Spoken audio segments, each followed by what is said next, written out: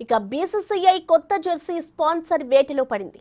కేంద్రం తీసుకొచ్చిన online gaming, gambling నియంత్రణ చట్టం కారణంగా డ్రీమ్11తో ఒప్పందం రద్దు చేసుకున్న బీసీసీఐ టీమిండియా కొత్త స్పాన్సర్స్ కోసం దరఖాస్తులను ఆహ్వానించింది.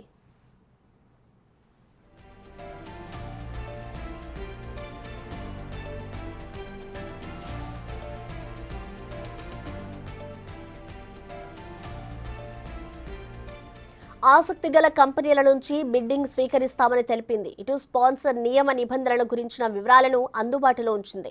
అంతేకాదు దరఖాస్తులు సమర్పించేందుకు సెప్టెంబర్ 16 తుది గడువుగా నిర్ణయించింది.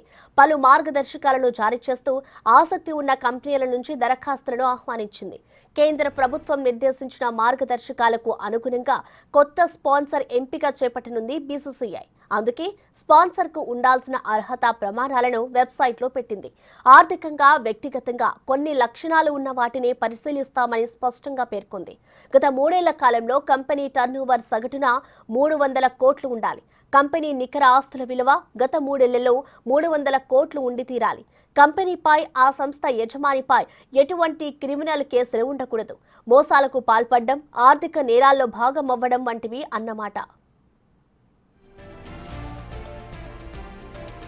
బీసీసీఐ నిబంధనల ప్రకారం ఆర్థిక పరమైన ప్రయోజనాల్లో వైరుధ్యం ఉండకూడదు.